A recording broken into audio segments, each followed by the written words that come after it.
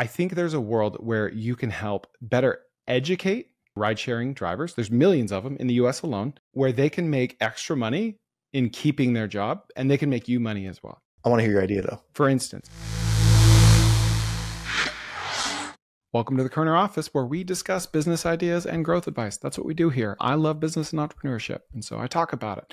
We talked about at least 4 different ideas today. We talked about how to empower a global gig economy ride-sharing workforce to be referral partners for you, to sell things for you so they can make more money doing what they're already doing, and they can make you more money as well. We talked about some ideas in the wedding space that tie to my tweet about theknot.com, how you could compete with the Knot. We talked about wholesale flooring business, how you could start a wholesale flooring business just by acting as matchmaker between a local or an influencer and a supplier. And then the last thing we talked about, AI automation agencies and how we're kind of early on those. And we just talked about a general framework where look at tech startups that just raised a round of funding, see what they're buying, see what they're spending all of that other people's money on. And that's going to be what we see as a more commonplace product or service here in 2 to 5 years. They kind of lead the pack. So I really like this episode. I hope you do too. Please like and subscribe and share with your friends. I don't have enough reviews in the App Store, Spotify, Apple, or wherever. Please leave me a 5-star review. If you're going to leave me a 4-star or less review, just don't. Okay. I don't want to see it. I don't want to hear it. Okay. Just kidding, but seriously, thanks for listening. I tweeted about cars for DoorDash. Did you see that one, Nick? Did you see that? I saw it. Again, I saw yeah, it. You saw and I've it. heard you say it. And you have notifications for my tweets too. So you have no excuse. I have no excuse at all, dude. Yeah. No excuse. Every time I have outstanding texts from you, just know that when I tweet and I have outstanding texts from you, I know that I have outstanding texts from you. And I'm tweeting anyway.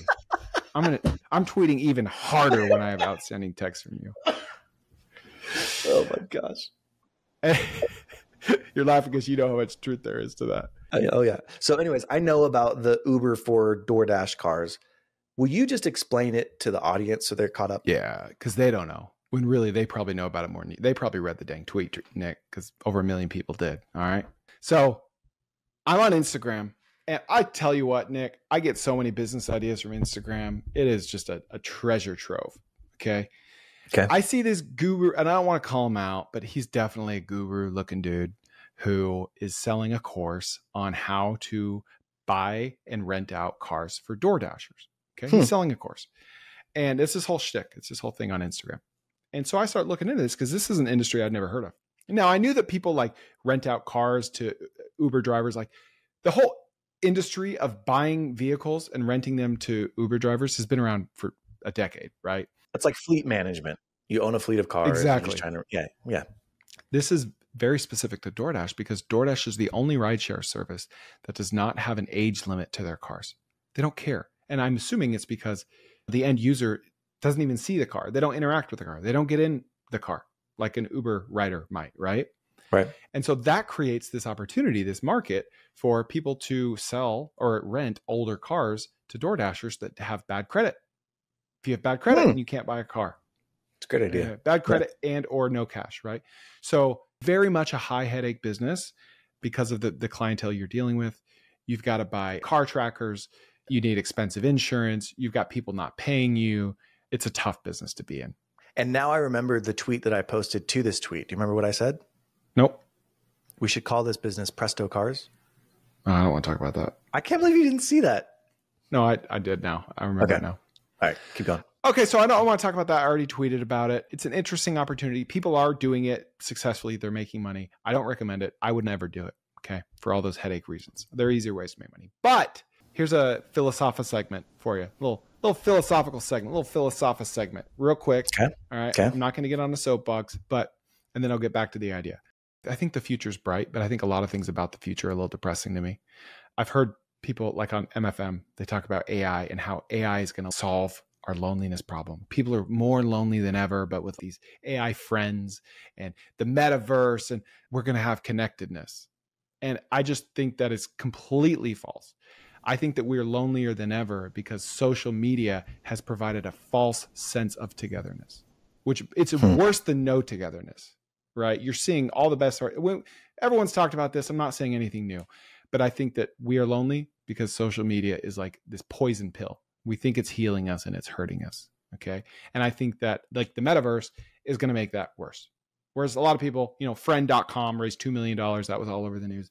A lot of people think that AI and plus the metaverse is going to solve that issue. So there's that. Meta ain't going to make it better. Oh, okay. So social media / the metaverse provides a false sense of togetherness.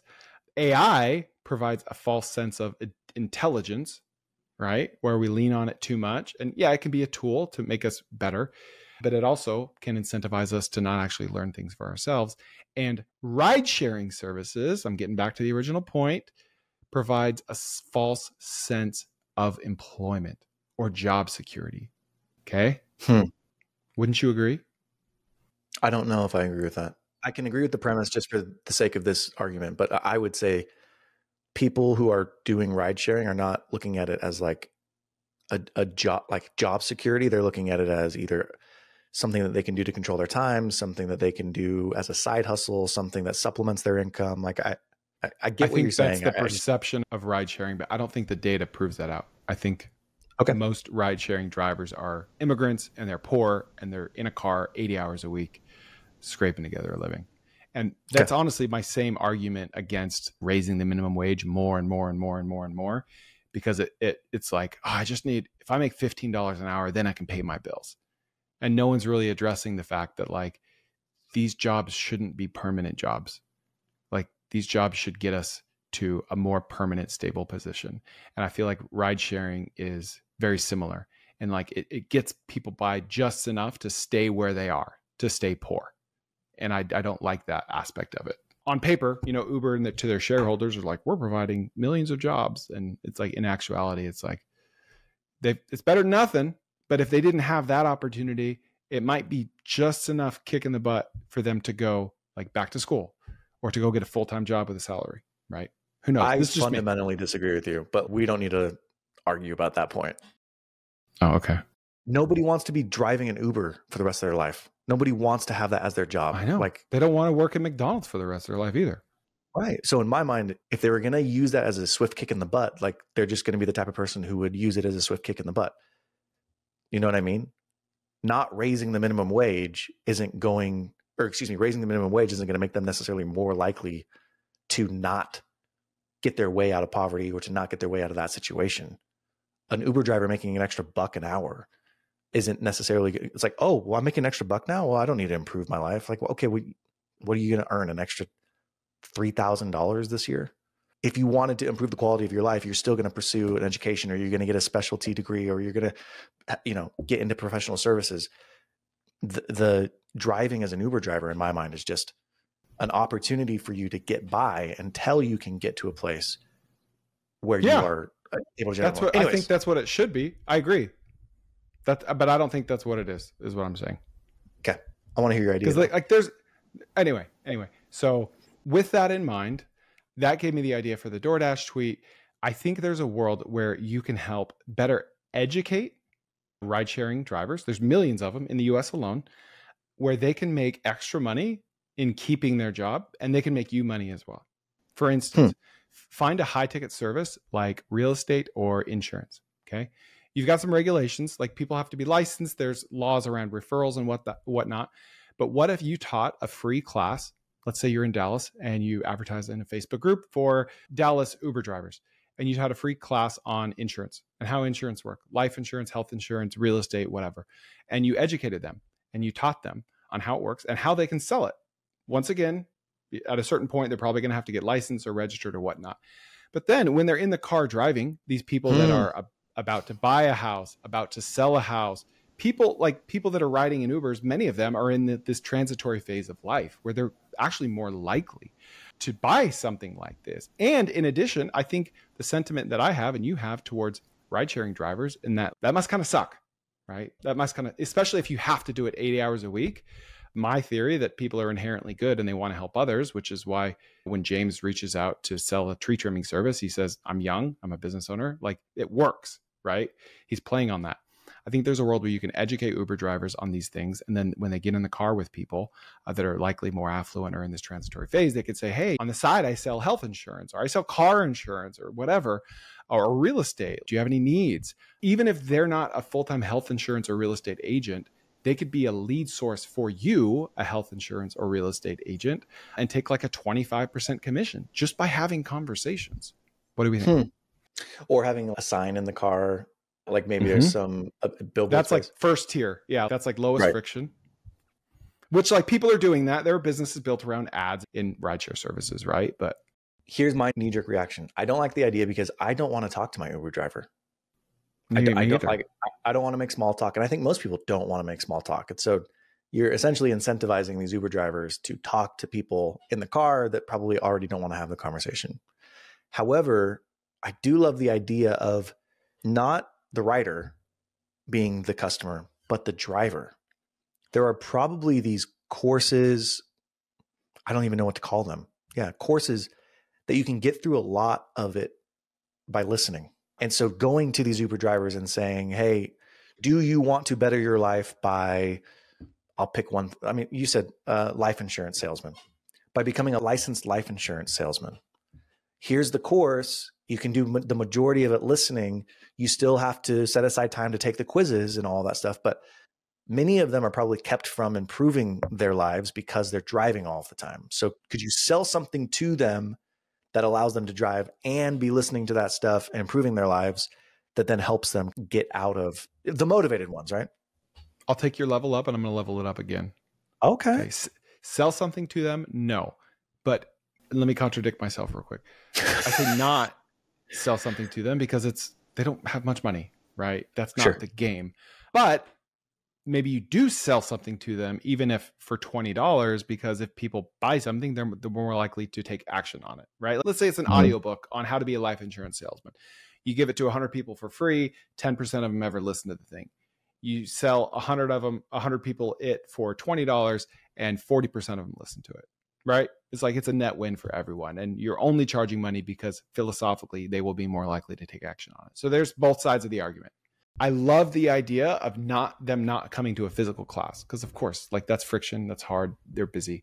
But giving them the audio for free and having them listen and learn in the car, maybe, shoot, Nick, maybe this is what gets the person in the car to actually be willing to talk to them. Like, oh, what are you listening to? It's like, oh, I'm just trying to become a life insurance salesman. Do you have any needs right now? To your point about not wanting to talk to them, I don't either, but my wife does. And I know a lot of people that do. So it's like, we might not be representative. True. Anyway, keep going. True. Okay. So you and I both know somebody named Gabor who we met on our mission in Hungary.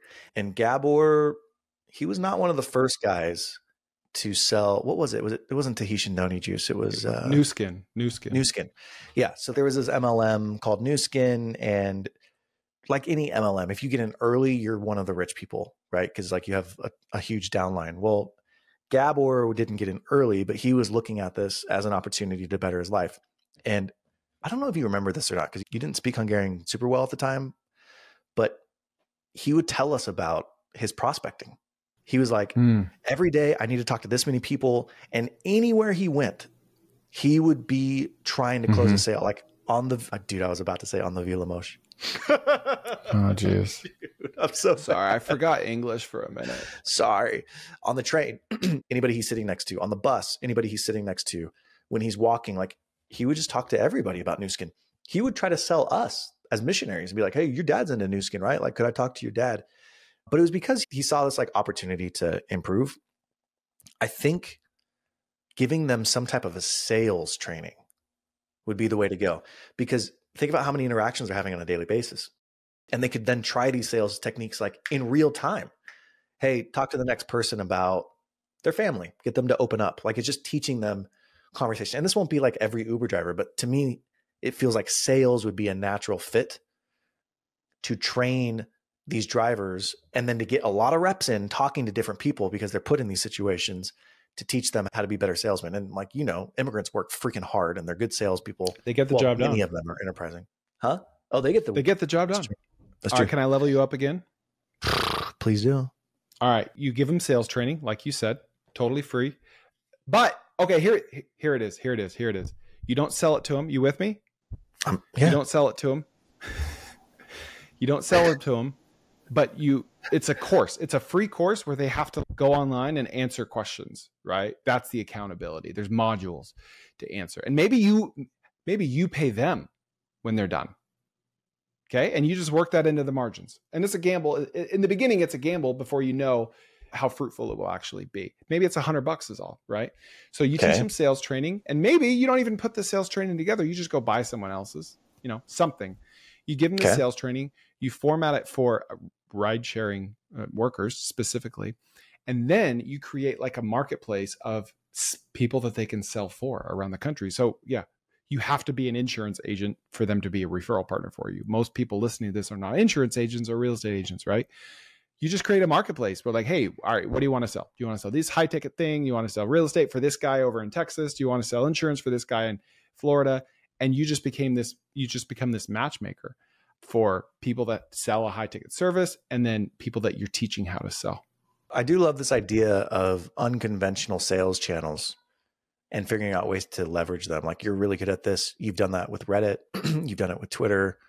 You've done it like you talk about finding somebody's information on Strava and then cold contacting them. So like, this feels like there's something there. Yeah. There's something there to figure out a way to leverage an unconventional sales channel, which would be Uber drivers and the time spent. Hairdressers, like someone that has a job where they're spending one-on-one captive audience time with someone.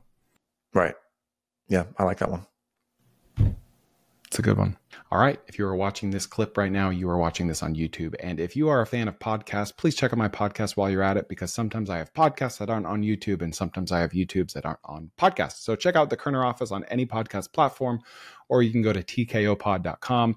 Also, my newsletter, we'll throw that in there. There are no ads. It's weekly. It's different content than my podcast and YouTube. Newsletter.chrisjkerner.com. You'll see the link and we'll see you there. All right. I got another one for you. Did you see my tweet about the not.com?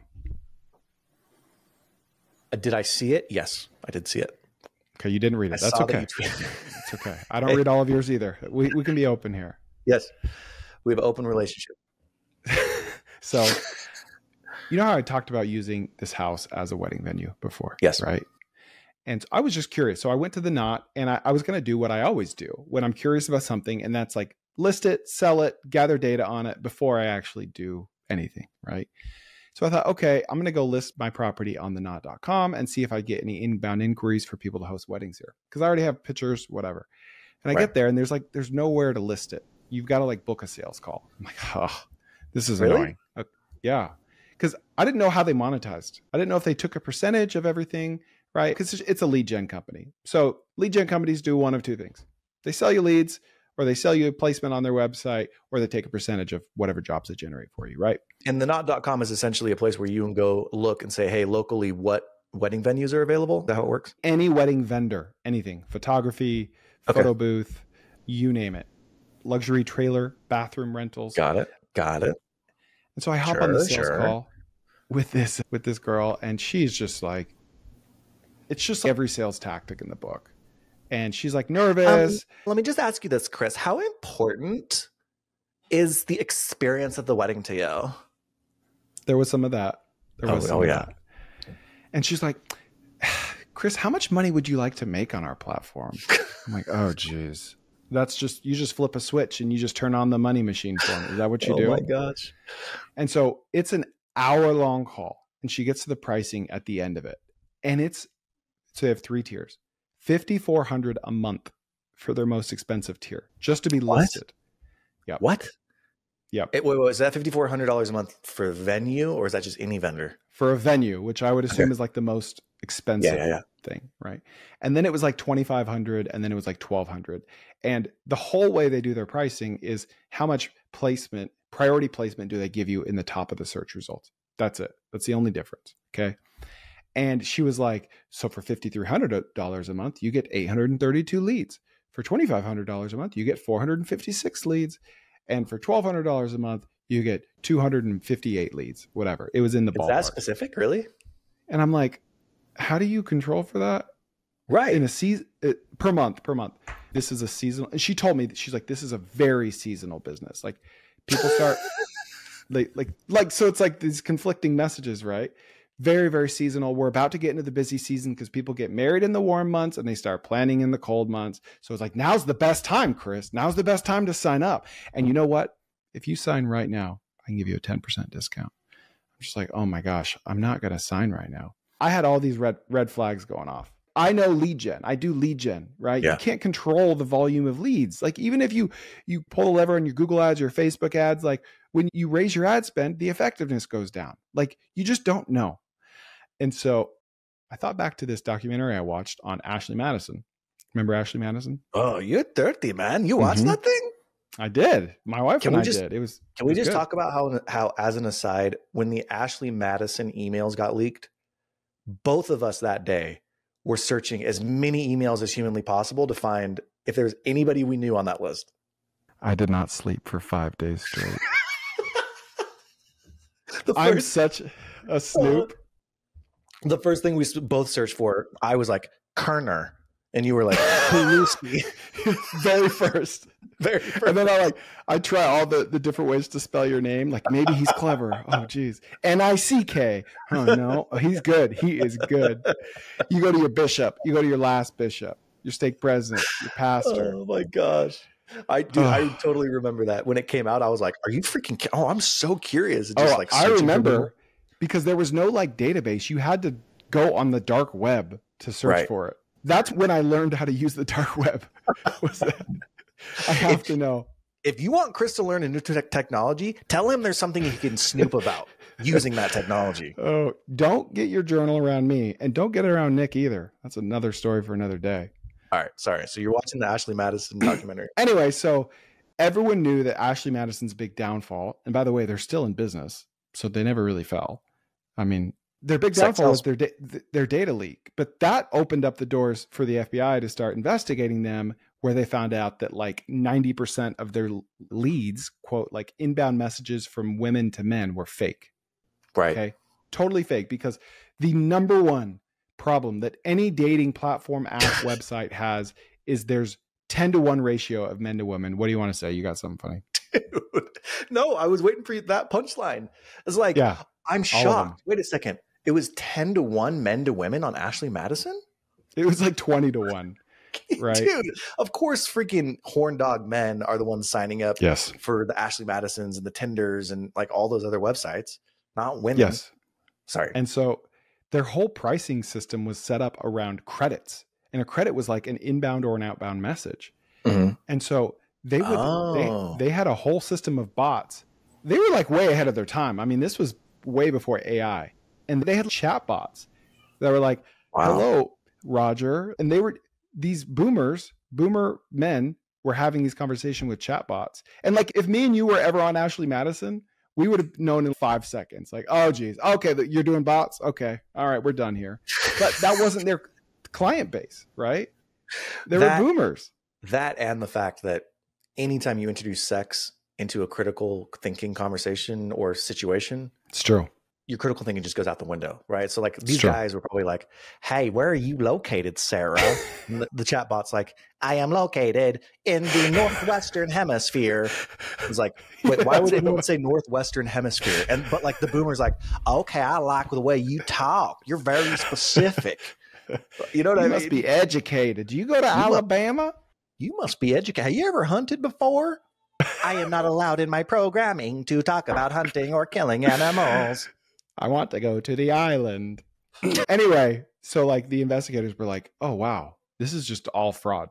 This is all fraud. There are no women on this platform. And I think it literally was 97% men, right? Even for a dating platform, it was way, way up there. And so my point is, I don't want the knot to sue me, but they are highly incentivized to provide leads that just happen to never close to people paying them $5,300 a month, right? And the fact that they're telling you, hey, you will get this many leads is like a yellow flag. Yes. And that is something that I feel would be very easy to keep quiet. Really, there just needs to be one well-paid person at the company that is in charge of that knows about that, who could pull it off, right? Yeah. Just submitting leads. I mean, I guess they are. They're charging per lead. They're telling you their pricing structure based on the number of leads that they're going to generate. Yeah. So then I start looking at these subreddits and Better Business Bureau reviews and forums, and people are not happy with them. Like, not happy at all. And people are saying KNOT or not NOT? Hundreds of leads, no closings. I just went down this rabbit hole and I was like, this is very interesting. And so the business idea here is to go scrape the knot shamelessly, scrape it all, get all of their customers, all of their vendors. You know, they're all paying thousands of dollars a month to be there. Likely a majority of them are not happy. You get 1 or 2 jobs a month or a year and it kind of pays for itself. And it's like, you just don't churn. But someone commented on the post that was from the space, very well educated in the wedding space. And he said, basically, like, COVID and Instagram changed everything for them. People go to Instagram to plan their weddings now. They go to Pinterest to plan their weddings. They're not thinking to go to the knot anymore. So just like consumer behavior changing has wrecked them, so they're even more incentivized, allegedly, to provide fake leads to their customers. And so anyway, back to the idea, scrape all of them. Start with either one geographic area, say Texas, or one niche like wedding photographers. Scrape them all, reach out to them, say, hey, list on our website for free. We're like the knot, except free. Literally no strings attached, no charges. And then over time, as people start to actually get leads, you could use paid ads. As people start to get leads, then you can say, all right, it's going to be $5 per lead, or it's going to be 5% of any jobs booked through us. What do you think? I mean, the marketing writes itself. You could have so many tongue-in-cheek ads. Hey, check out our wedding videos. No strings attached. Or like, we won't tie you up with our user agreements. I don't know. I'm terrible at marketing. There it is. But like, dude, it'd be so easy. Just freaking riff it out. Post after post. Yep.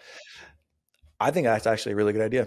I think it's a really good idea. And what I find interesting is someone I can't remember who was telling me this, but someone in the software world, tech in particular, they're like, look, anytime I talk to a tech company, and I'm gonna lump the knot in with a tech company just because it's subscription based, automatically I negotiate harder than I ever have negotiated anything because it's 90% margin for them. Yeah. And they're sophisticated. Right. So to be charging $5,600 a month? 53. Yeah. Seems outrageous to me. And if you were to do the math, if I was a wedding venue and I just did the math on what a normal customer acquisition cost was, it can't be $5,300, can it? No. That seems outrageous. There's no way. No. They're owned by private equity now. They sold it a few years ago. You should did you tag the wedding venue guy in it? No. Alex? That would be interesting to get his perspective. Yeah, I should have. Yeah, this is his space. I can't believe how expensive venues are. I mean, we're talking $4 to $20,000 a pop. Yeah. It's because we're Mormon. It's like, if we had a reception, it's either in our backyard or at the steak center. We had 7 hot and readies for my wedding at Little Caesars. We just called it good. We just threw up some streamers over the basketball hoops. And it was like, it transformed it. You had streamers? We just counted the hoop itself as streamers. I still remember to this day when my father-in-law was like, years after our wedding, he's like, I'm surprised you guys didn't take the money. I'm like, what are you talking about? Take the money? He's like, well, we would have paid you the same amount that we invested in like getting the yard ready. They spent like $10,000, like redoing stuff in the backyard for the reception. And I was like, that was an option? I would have freaking been at the steak center for $10,000. I'm surprised your wife didn't take him up on that. I know. I'm surprised. She didn't know either. She had the same reaction as me because we would have taken the money. I mean, shoot, for our wedding, Nick, we just put up a projector and we just played the episode of The Office where Jim and Pam get married. Like, that was our whole wedding. Yeah. It was really nice. It was actually really sweet. It's a great episode. How quickly you just went, it was actually really nice. It was a tender moment that I still remember to this day. I wrote in my journal. Oh. Can you define what a wholesaler is for the audience? A wholesaler is someone that sells a good to a reseller at usually a discounted price from retail. So Chris has had several of these types of businesses. His very first one was LCD Cycle, where you were a wholesaler of cell phone repair parts. He would go and source the parts from China. He'd be the intermediary, and then he'd sell to retail repair shops that then sold them to the end customer. Buc-ee's is, yeah, you're kind of a wholesaler and a reseller in one with Texas Snacks. We've done a similar model with Mining Syndicate and are potentially doing a similar model with perfume vending. So wholesaling is a thing. And there's kind of two big reasons why wholesaling exists. One is because of economies of scale. The local repair shop in the LCD cycle example that are fixing phones, they don't have the same pricing power as a wholesaler who's going and buying hundreds of thousands of units at a time. They're buying maybe tens of units at a time, but a wholesaler buying hundreds of thousands of units at a time can push down and negotiate the cost per unit, which makes it much, much cheaper for them to then get that product and sell it to a customer as opposed to doing it themselves. So that's the first reason why wholesaling is a thing, economies of scale.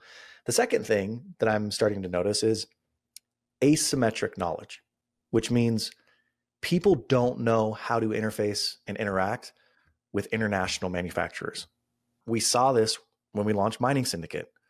Nobody knew how to buy a miner directly from the manufacturer. There was only the resellers that they were buying them from. And so Chris is like, I have relationships there. And you just started reaching out to your relationships, got in touch with a couple of manufacturers.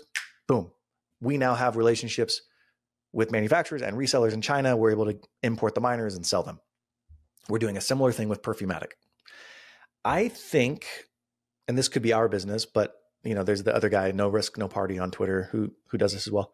I think there's a business for showing local influencers or people who do a lot of work within a specific geographic area that are well known, how to enter the wholesaling game.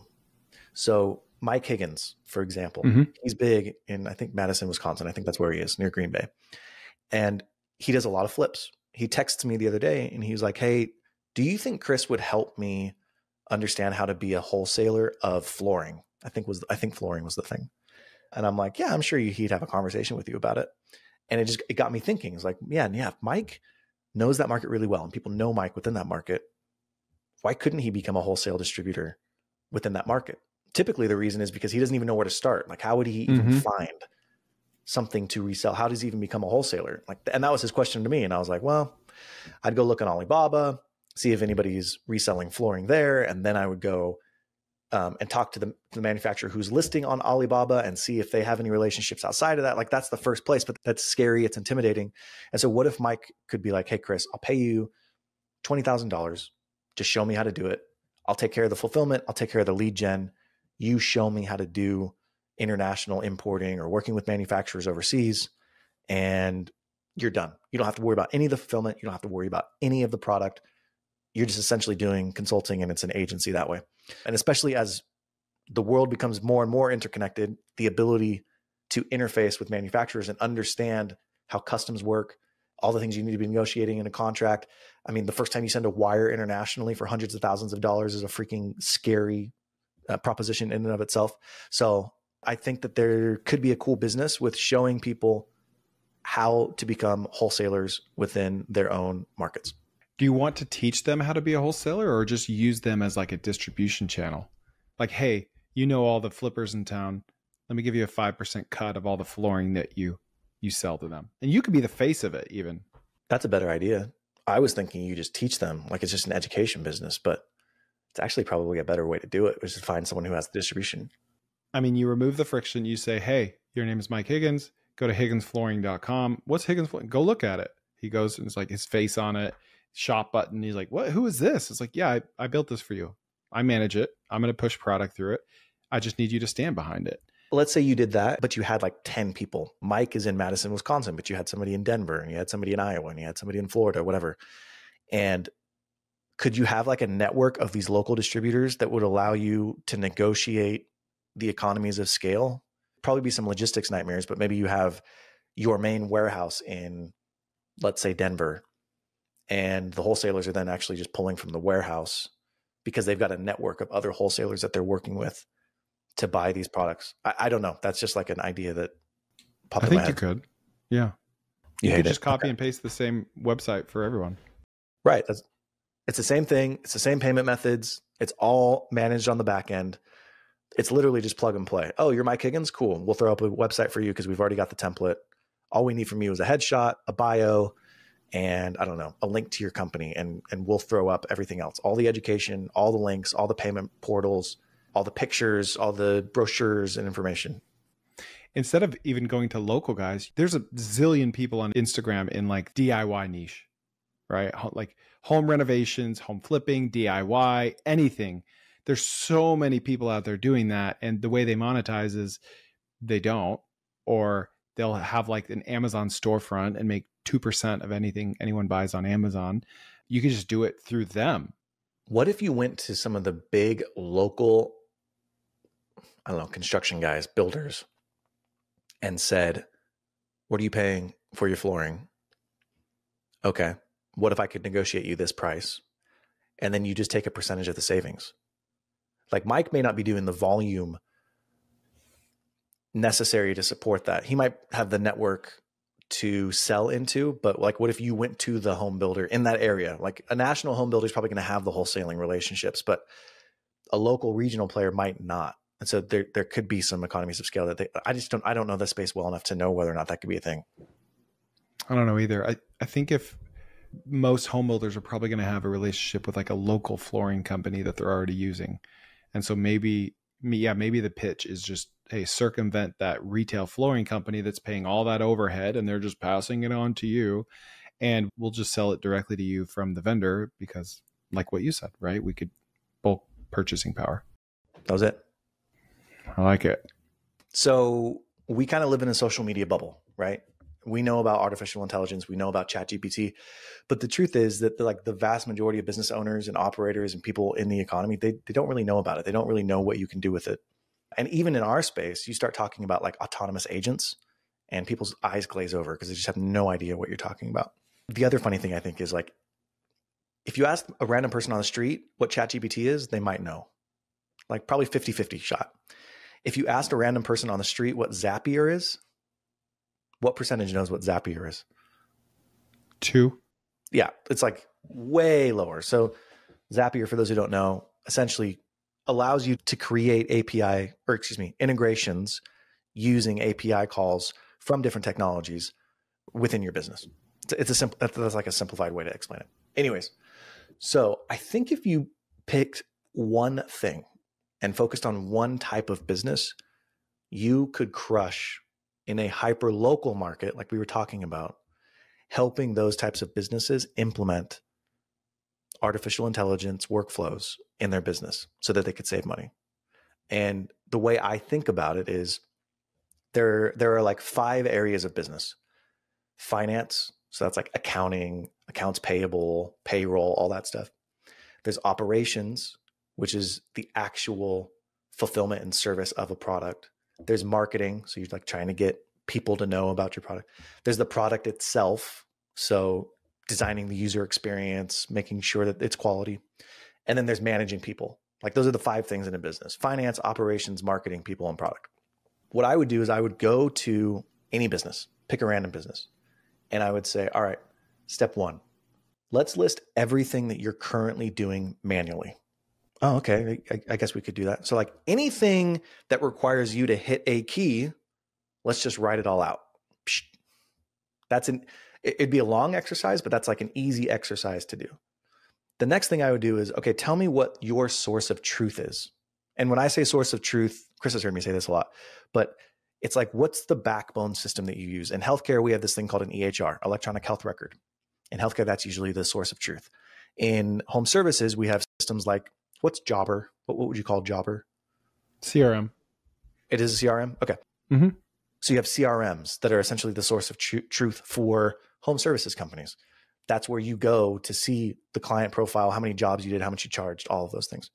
So you want to identify what the source of truth is within an organization, and then start understanding what does and what does not integrate with the source of truth. Step 3 would be to list all of the softwares that a company uses individually. Like if I went to any company right now and was like, hey, tell me your tech stack, you can bet they're probably using at least 4 different softwares. Their email, the CRM, invoicing, accounting, like those are just like 4 different types of softwares that they're using. So steps 1 through 3, everything being done manually in a list. Step 2, identify the source of truth. So like, what is the system that they're using? Step 3, list out all of the softwares used individually outside of the source of truth, everything else that they're using. And then step 4 would be essentially to identify what zaps or what API integrations there are, connecting the source of truth with the softwares that they're using outside of the source of truth. 9 times out of 10, the stuff that they're doing manually is going to be in the softwares that they're using outside of that source of truth.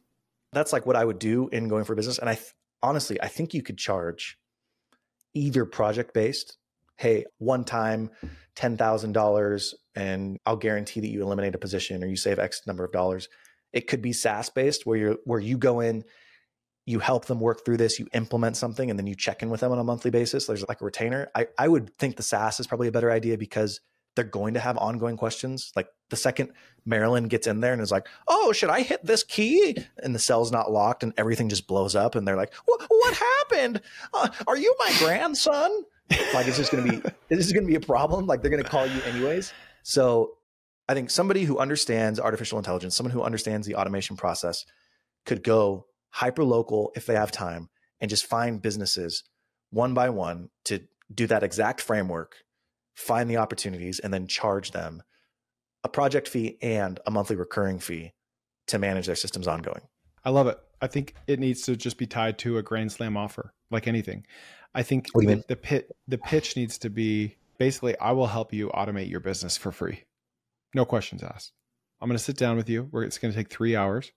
I'm going to give you all the tools you need to automate your business and to eliminate a position or to double your productivity, whatever it is.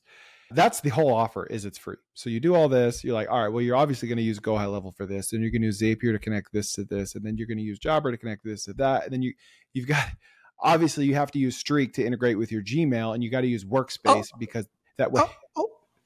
Okay. No, I'm playing the business owner who you're explaining this to. You're laying this all out there.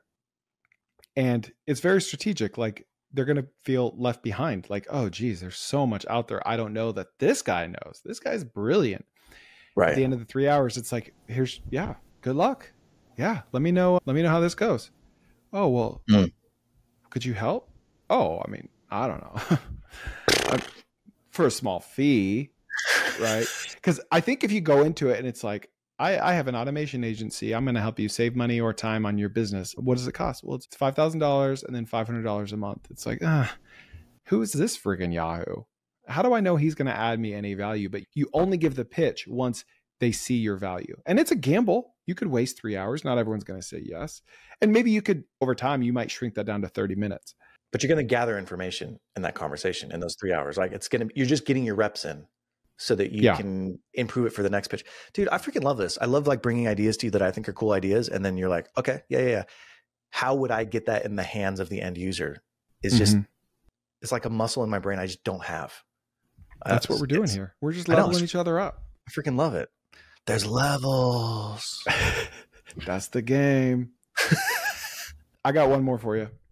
That's a good idea. I like that idea. That's already an industry. There's a couple guys on Twitter doing it, mostly for like other tech startups that have just raised money. Here's a framework. All right. Framework segment. Find frameworks. So we've all heard that like what the rich guys or what the tech guys are doing on the weekend is what everyone will be doing in 5 years, right? Ketamine, MDMA, LSD. There you go. LDS. Psilocybin. LDS. I had to make sure you heard it. Here's another framework. The things that recently funded tech companies are spending money on is what every business owner will be spending on in 3 to 5 years. Funded business. That's like a whole category. That's a whole thing. There's a whole industry around selling to people on Crunchbase whose profile says they just raised a round. That's a whole category of people to sell to because they have a bunch of OPM, other people's money, and they're ready to spend it. They want to grow. They want to buy agency services. They want to buy expensive B2B SaaS. They want to hire placement services. They need to hire a CMO, a COO. They just raised money. And they're like, I'm a big boy. I got money behind me. I got to put this money to work. I got my big boy pants on. Exactly. Yes. we've seen over time that the companies that are spending on this, like an automation agency, there's a guy on Twitter that charges $3,000 a month for his automation agency. And this is what he does. But the only buyers are people that just raised a round. But not, I say the only, those are his primary buyers. But in 5 years, why wouldn't a restaurant be buying that if he can eliminate a couple of positions or boost his sales or boost his margins or something? They will be. And it makes sense because the people that are willing to buy right now are companies that understand the technology. That the restaurants may not understand it yet, right? They may not be the value proposition that they understand. And so they're getting the reps in with people who already get why they're doing it. It kind of reminds me of Groupon or getting on Facebook or getting on Instagram, or like, hey, you got to get on Google Business Profile. And 10 years ago, or when we were in college, and like there were businesses built around helping these companies essentially come online. It kind of feels like that to me. Like this is the next wave. You're helping companies integrate artificial intelligence. That's exactly what I'm saying. Yeah. It's like 10 years ago, if you had a Google Business verified profile, you were like ahead of the curve. And today it's table stakes. And that it's a little different because you don't really have to pay for that. It's still the same. Anyway, so I love that idea. And if you launch that today with a local business, you might be too early. That's my one kind of caveat, downside. It might be hard to get an orthodontist to pay $2,000 a month for this, even if it could bring him $6,000 a month of value or 10, but maybe not. Maybe we're not too early. Maybe it's the age of the orthodontist that matters. I like that framework though. Companies that just raised, what are they spending money on? And then that's a tweet. This is my tweet. Could you, mine, could, no, you know, I said it. Could you then figure out how to essentially translate that to Main Street? And then that's a cool offering for people. Yeah, that's good. Okay, what'd you think of those ideas? Please share it with a friend if they come to mind as you listen to it, and leave me a review. I would really appreciate that because I don't really ask for it and I don't have a lot on the App Store. So it'd be good to get some more. Have a great day.